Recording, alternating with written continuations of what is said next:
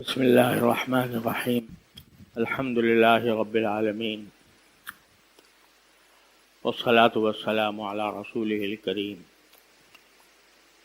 وعلی آلہ واصحابہ اجمعین وعلی کل من تبعہم بإحسان الی یوم الدین۔ اما بعد، میرے محترم دوستو، بھائیو، السلام علیکم ورحمۃ اللہ وبرکاتہ۔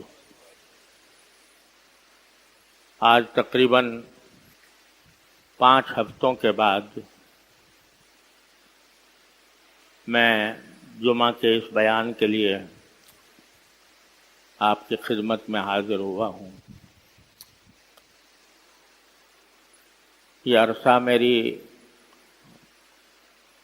بیماری میں گزرا اور مجھے علم ہوتا رہا کہ الحمدللہ آپ سب حضرات مجھ ناکارہ کے لیے صحت اور عافیت کی دعا کرتے رہے۔ ہمارے ساتھیوں نے شب و روز دعائیں بھی کیں اور ختم بھی کیے۔ اللہ تبارک و تعالی ان سب کو بہترین جزا عطا فرمائے۔ اللہ تعالیٰ نے اپنے فضل و کرم سے آپ حضرات کی دعاؤں کی بدولت مجھے صحت عطا فرمائی اور الحمدللہ بیماری چلی گئی، اگرچہ کچھ اس کے اثرات کمزوری کی شکل میں ابھی باقی ہیں، لیکن الحمدللہ رفتہ رفتہ میں اپنے معمولات پر آ رہا ہوں۔ تو میں نے سوچا کہ آج جمعہ کے دن بھی آپ حضرات سے خطاب کا شرف حاصل کر لوں۔ ربیع الاول کا مہینہ ہے اور یہ مہینہ اس اعتبار سے انتہائی مبارک ہے کہ اللہ تبارک و تعالی نے اس مہینے میں کائنات کے لوگوں کو اپنی سب سے بڑی خوشی اور سب سے بڑی برکت سے نوازا کہ حضور سید الاولین والآخرین سرکار دو عالم محمد مصطفیٰ صلی اللہ علیہ وسلم اس مہینے میں دنیا میں تشریف لائے۔ اگرچہ وہ دن اور وہ تاریخ جس میں کائنات کی سب سے بڑی مسرت حاصل ہوئی، اس کی تعیین میں کچھ مورخین کا اختلاف ہے کہ وہ 9 ربیع الاول تھی یا 12 ربیع الاول تھی، لیکن عام طور سے مشہور یہ ہے کہ 12 ربیع الاول کو سرکار دو عالم صلی اللہ علیہ وسلم کی ولادت باسعادت ہوئی تھی، لیکن محقق مورخین کا یہ کہنا ہے کہ وہ تاریخ در حقیقت 9 ربیع الاول تھی۔ بہرحال جو بھی تاریخ ہو، وہ تاریخ انسانیت کی سب سے بڑی عظیم گھڑی تھی جس میں اللہ تبارک و تعالی نے محسن انسانیت سرور دو عالم صلی اللہ علیہ وسلم کے وجود سے اس دنیا کو مبارک اور مسعود فرمایا۔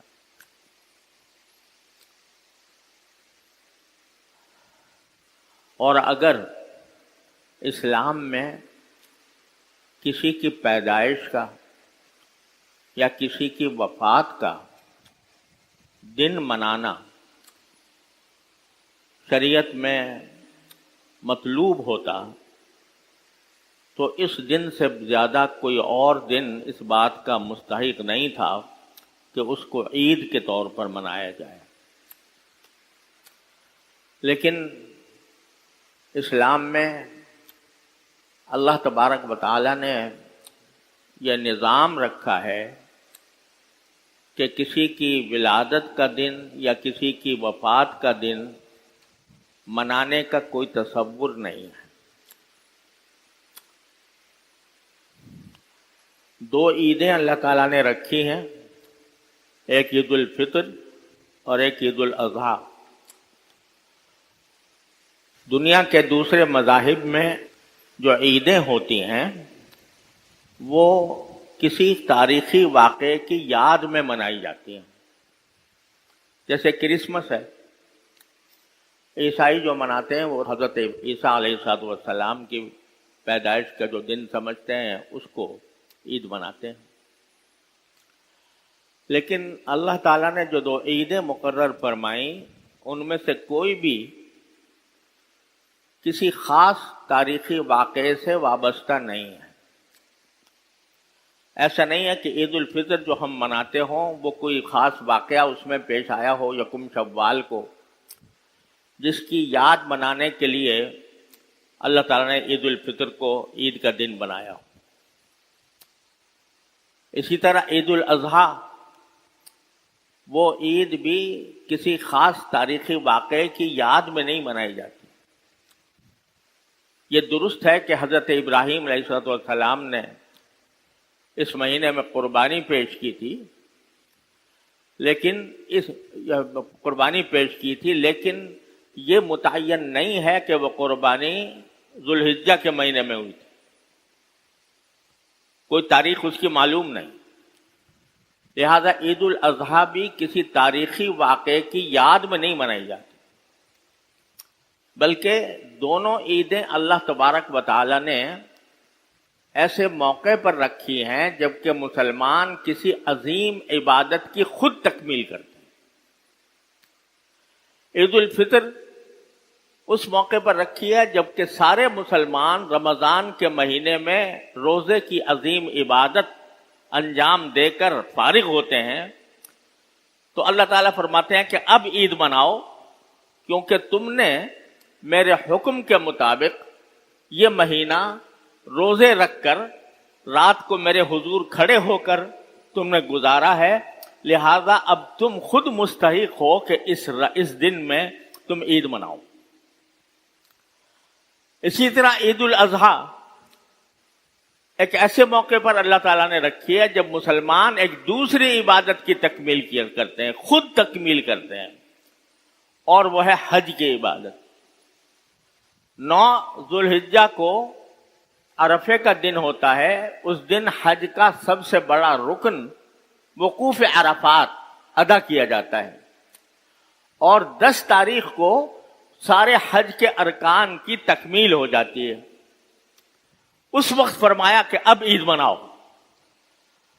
تو دونوں موقع ایسے ہیں جس میں مسلمان خود اپنے عمل سے کوئی ایسا کام کرتے ہیں جو اللہ تعالیٰ کی خوشنودی کا سبب ہوتا ہے، تو اس کام کی تکمیل پر اللہ تعالیٰ نے عید منانے کا حکم دیا، عید الفطر میں بھی اور عید الاضحیٰ میں بھی۔ لیکن کسی واقعے کی یادگار کے طور پر عید منانے کا تصور اصل میں اسلام میں نہیں ہے، اور اس کی واضح دلیل یہ ہے کہ حضور نبی کریم سرورت عالم صلی اللہ علیہ وسلم کی ولادت کا دن، میں نے ابھی عرض کیا کہ مورخین کے نزدیک اس میں اختلاف ہے کہ 9 ربیع الاول تھی یا 12 ربیع الاول تھی، اور خلفائے راشدین رضی اللہ تعالیٰ عنہ مجمعین ان کا زمانہ گزرا، صحابہ کرام جو نبی کریم صلی اللہ علیہ وسلم کی ایک آواز پر اپنی جانیں قربان کرنے کے لیے تیار رہتے تھے، ان کے سامنے ربیع الاول کا مہینہ ہمیشہ ہر سال آتا تھا۔ صدیق اکبر کے دور میں بھی، فاروق اعظم کے دور میں بھی، حضرت عثمان کے دور میں بھی، حضرت علی کے دور میں بھی، لیکن کبھی انہوں نے اس یوم ولادت کو عید کے طور پر منانے کا کوئی خیال ان کو نہیں آیا۔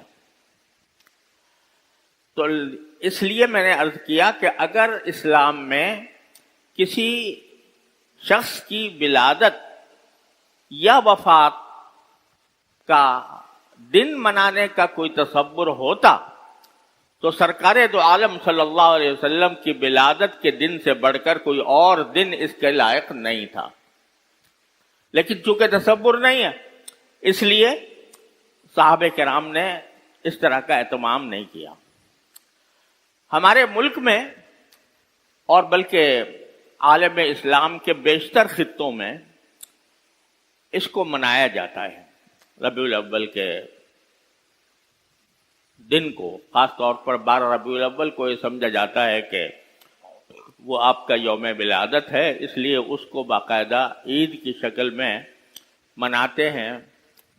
اس میں عمارتوں پر چراغاں ہوتا ہے، اس میں جلوس نکالے جاتے ہیں، اس میں محفلیں منعقد ہوتی ہیں جس میں نبی کریم صلی اللہ علیہ وسلم کی ولادت کا تذکرہ ہوتا ہے، جس میں سرکار دو عالم صلی اللہ علیہ وسلم کی سیرت و سنت کا تذکرہ ہوتا ہے، جگہ جگہ گلی گلی جلسے ہوتے ہیں۔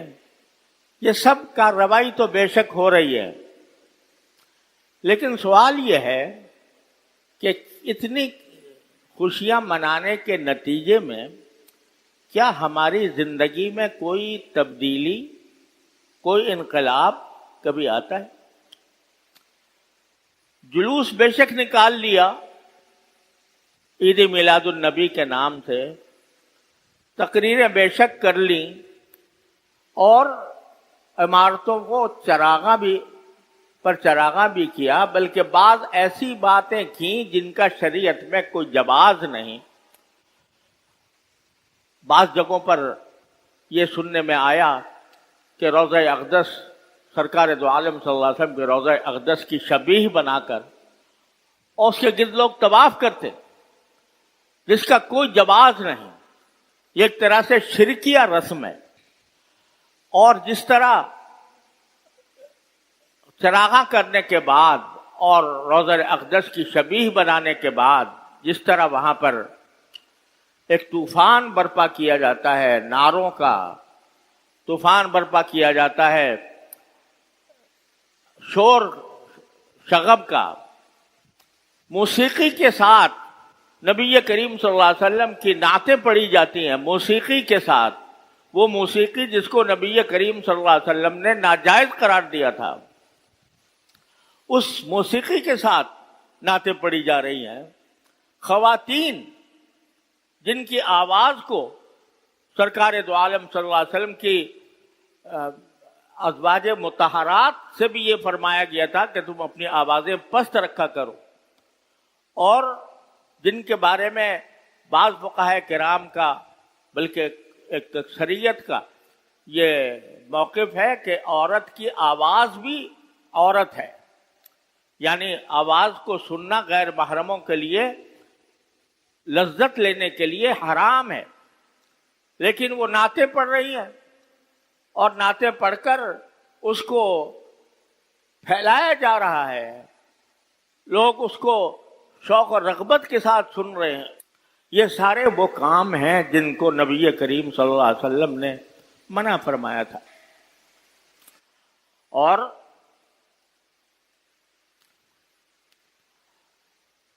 اس سارے ہنگامے میں یہ سوچنے والا کوئی ہے کہ نہیں کہ سرکار دو عالم صلی اللہ علیہ وسلم کی کچھ تعلیمات تھیں، آپ کی کچھ سنتیں تھیں، اور آپ اس دنیا میں اس کام کے لیے نہیں آئے تھے کہ آپ کے نام پر میلے لگائے جائیں۔ آپ نے یہ فرمایا تھا کہ لا تتخذوا قبری عیداً، کہ میری قبر کو بھی عید نہ بنانا، میلہ نہ بنانا کہ وہاں پر میلہ لگاؤ۔ میلوں کو آپ نے منع فرمایا تھا، لیکن آپ کا جو اصل مقصد تھا وہ دنیا کو، انسانیت کو ایک صحیح اور اللہ تعالیٰ کی رضا کے مطابق زندگی گزارنے کی دعوت تھی۔ وہ دعوت کہاں گئی؟ وہ ان میلوں ٹھولوں میں کہاں گم ہو گئی؟ کتنے لوگ ہیں جو اس ربیع الاول کے مہینے میں یہ سوچتے ہوں کہ بھئی ربیع الاول کا مہینہ تو آیا ہے، لیکن جس ذات کی ولادت کی بنا پر ہم خوشیاں منا رہے ہیں، اس ذات کی تعلیمات میں سے کون سی تعلیم ایسی ہے جس پر عمل کر رہے، کون سی پر عمل نہیں کر رہے، اور اگر نہیں کر رہے تو کم از کم اس مہینے کے اندر یہ جائزہ لے کر اپنی اصلاح کی فکر کر لیں۔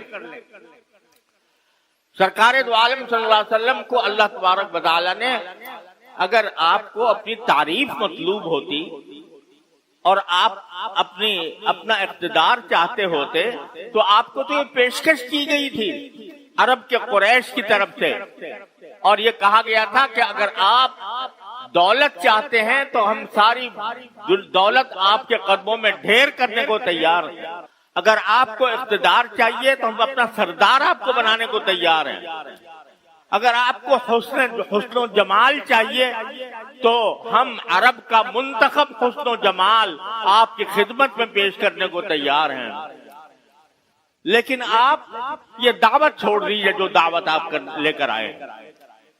سرکار دو عالم صلی اللہ علیہ وسلم نے جواب میں فرمایا کہ اگر تم میرے ایک ہاتھ میں آفتاب اور ایک ہاتھ میں چاند رکھ دو تب بھی میں اپنی اس دعوت کو چھوڑنے والا نہیں ہوں۔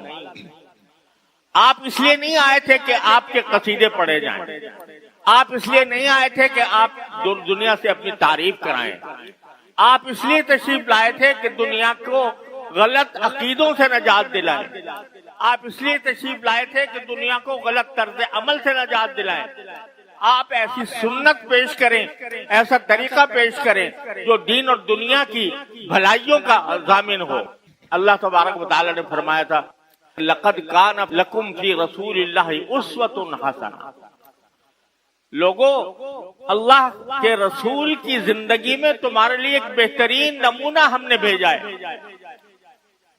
یہ بہترین نمونہ کس کے لیے ہے؟ لِمَنْ يَرْجُو اللَّهَ وَالْيَوْمَ الْآخِرِ، جو اللہ سے جا ملنے کا عقیدہ رکھتا ہو کہ مجھے ایک دن اللہ کے سامنے جا کر پیش ہونا ہے، اور یوم آخرت پر یقین رکھتا ہو کہ آخرت کے دن میں مجھے اللہ تعالیٰ کے سامنے پیش ہو کر اپنے ہر قول و فعل کا جواب دینا۔ یہ نمونہ ہم نے اس لیے نہیں پیش کیا کہ صرف ان کی تعریف پر تم اکتفا کر لو، ان کے شان میں قصیدے پڑھ لو، بلکہ اس لیے بھیجا تاکہ اس نمونے کو دیکھو اور اس کی ایک ایک ادا کو اپنانے کی کوشش کرو، جس کا نام ہے اتباع سنت۔ تو اصل چیز، اصل مقصود ہونا یہ چاہیے کہ جب یہ ربیع الاول کا مہینہ آئے اور سرکار دو عالم صلی اللہ علیہ وسلم کی ولادت کا جو عظیم الشان اور جلیل القدر واقعہ یاد آئے تو انسان اپنا جائزہ لے اور یہ دیکھے کہ میں سرکار دو عالم صلی اللہ علیہ وسلم کی سنت پر کس طرح کتنا عمل کر رہا ہوں۔ سرکار دو عالم صلی اللہ علیہ وسلم کی سنتوں کو اتباع کے لیے اللہ نے حکم دیا ہے۔ قل ان کنتم تحبون اللہ فاتبعونی، اللہ تعالیٰ نے حضور اقدس صلی اللہ علیہ وسلم سے فرمایا کہ اگر تم اللہ سے محبت رکھتے ہو واقعتاً تو اس محبت کا تقاضا یہ ہے کہ فاتبعونی، میری پیروی کرو، میری اتباع کرو۔ یحببکم اللہ، اس اتباع کے نتیجے میں اللہ تعالیٰ تم سے محبت کرے۔ تم کیا محبت کرو گے اللہ سے؟ لیکن تمہاری محبت کا مظاہرہ اس طرح ہونا چاہیے کہ تم میرے اس شاہکار اعظم سرور دو عالم صلی اللہ علیہ وسلم کو دیکھ کر، آپ کی ادائیں دیکھ کر، آپ کے طریقے دیکھ کر اپنی زندگی کے اندر ان کو اپناؤ گے، تمہیں اللہ تم سے اللہ محبت کرے گا۔ بزرگوں نے یہ فرمایا کہ سرکار دو عالم صلی اللہ علیہ وسلم کی جتنی سنتیں ہیں، جب کوئی بندہ کسی سنت پر عمل کرتا ہے، جس لمحے عمل کر رہا ہوتا ہے اس لمحے وہ اللہ کا محبوب بن جاتا ہے، چاہے وہ چھوٹی سنت ہو یا بڑی سنت۔ ساری سنتیں حقیقت میں بڑی۔ تو ایک آدمی جائزہ لے کہ کس طرح میں اپنی زندگی کو سرکار دو عالم صلی اللہ علیہ وسلم کی سنت کے مطابق بناؤں۔ بعض سنتیں ایسی ہیں جن پر عمل کرنے میں کوئی ادنا دشواری نہیں، صرف خیال کی اور دھیان کی بات ہے۔ مثال کے طور پر مسجد میں جب داخل ہو تو سنت یہ ہے کہ دائیں پاؤں پہلے داخل کرو، اور جب نکلو تو بائیں پاؤں پہلے باہر نکالو۔ یہ ایک سنت ہے رسول کریم صلی اللہ علیہ وسلم کی۔ آپ خود بھی اس پر عمل فرماتے تھے، دوسروں کو بھی فرماتے تھے۔ اب اس پر عمل کرنے میں کیا دشواری ہے؟ صرف دھیان کی بات۔ بیت الخلاء میں جاتے ہوئے سنت یہ ہے کہ بائیں پاؤں پہلے داخل کرے اور نکلتے وقت دائیں پاؤں پہلے باہر نکالے۔ کیا دشواری ہے؟ لیکن جب تم یہ کام نبی کریم صلی اللہ علیہ وسلم کی اتباع کی نیت سے کرو گے، آپ کی سنت کی پیروی کی نیت سے کرو گے، جس لمحے یہ کام کر رہے ہو اس لمحے میں محبوب ہوگے تم اللہ تبارک و تعالی، یحببکم اللہ۔ تو بعض سنتیں ایسی ہیں جو بالکل آسان ہیں، ان میں کوئی دشواری نہیں ہے، کوئی مسئلہ ہی نہیں، لیکن صرف دھیان کی بات ہے۔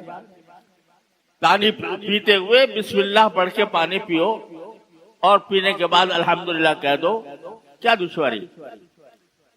لیکن دھیان نہیں ہے۔ جب کھانے بیٹھو تو بسم اللہ کر کے کھانا شروع کرو اور آخر میں اللہ تعالیٰ کا شکر ادا کرو، الحمدللہ الذی اطعمنا وسقانا وجعلنا من المسلمین، جعلنا مسلمین، یہ دعا کر لو۔ تو کیا دشواری؟ لیکن صرف دھیان کی بات۔ تو اصل میں آج کے مہینے میں جبکہ سرکار دو عالم صلی اللہ علیہ وسلم کی ولادت کی یاد آ رہی ہے اور آنی چاہیے، تو اس کے موقع پر ہمارا اصل کام اپنا جائزہ لینا ہونا چاہیے۔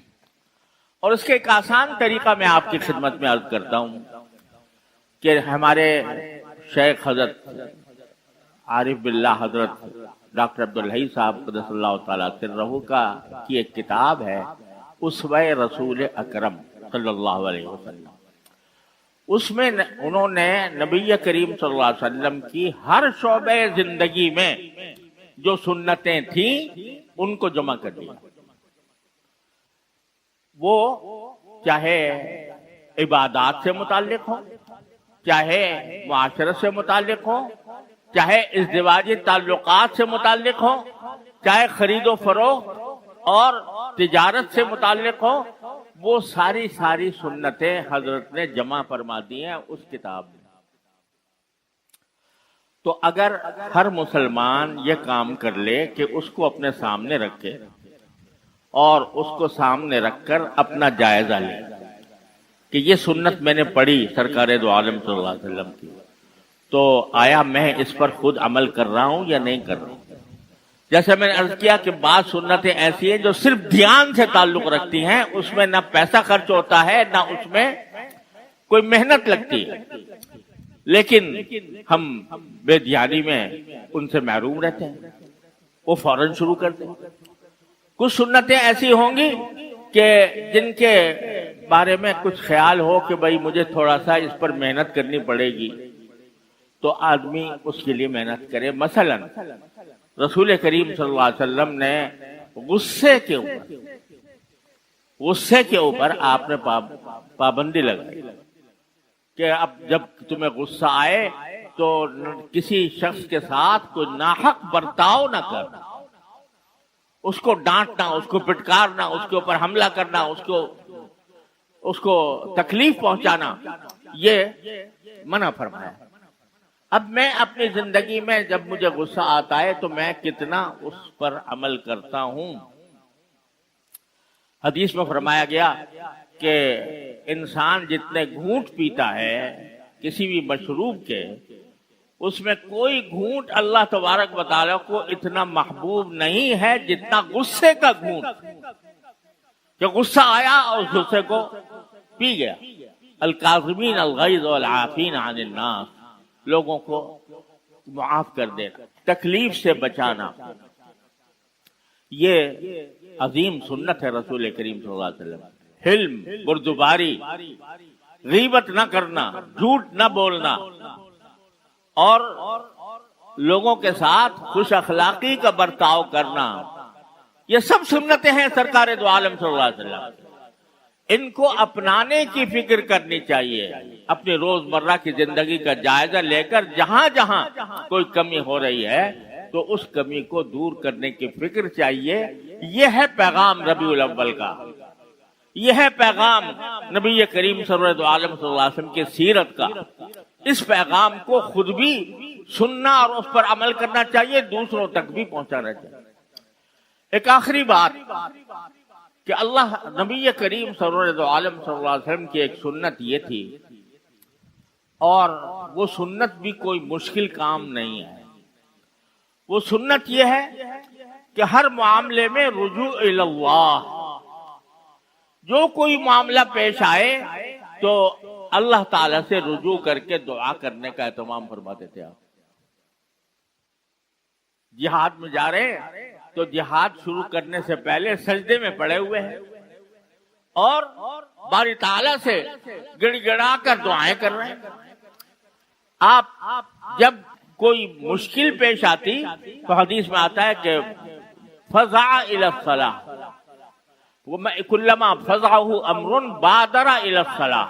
جب کبھی کوئی گھبراہٹ کی بات آتی، پریشانی کی بات آتی، فوراً آپ نماز کی طرف رجوع کرتے تھے. یہ رجوع الی اللہ، اللہ تعالیٰ سے مانگنا اور مانگتے رہنا، یہ ایک بہت بڑی عظیم سنت ہے. اور ہر مسلمان کو یہ چاہیے کہ اپنے تمام مقاصد کے لیے اللہ تعالیٰ سے دعا کیا کرے. خاص طور پر میں پہلے بھی آپ حضرات سے عرض کیا کہ آج کل ملک جن مشکلات کا شکار ہے، جن مسائل میں گرفتار ہے، اس پر ہم مجلسوں میں تبصرے تو بہت کرتے ہیں. ان تبصروں میں بعض اوقات غیبت ہوتی ہے، بعض اوقات بہتان ہوتا ہے، بعض اوقات جھوٹ ہوتا ہے، لیکن جو اصل کرنے کا کام ہے اس کی طرف متوجہ نہیں ہوتے. اصل کرنے کا کام یہ ہے تبصرے کرنے کے بجائے رجوع کرو اپنے اللہ سے. اسی کے قبضہ قدرت میں ساری کائنات ہے، اسی کے قبضہ قدرت میں سارا ملک اور ملکوت ہے. تو اس سے مانگو یا اللہ ہم مصیبت میں گر گئے، ہمیں سمجھ نہیں آ رہا کہ کس طرح ہم اس مصیبت سے، اس بھنور سے نکلیں گے. تو اللہ تبارک و تعالیٰ کی بارگاہ میں حاضر ہو کر دعا کیا کرو. ذرا جائزہ لے کر دیکھیں کہ تبصرے کرنے والے تو بہت ہیں اور جو جی میں آتا ہے تبصرہ کر گزرتے ہیں، لیکن کتنے ہیں جو اللہ تعالیٰ سے مانگتے ہوں کہ یا اللہ اس مصیبت میں گر گئے، ہمیں نکال دی.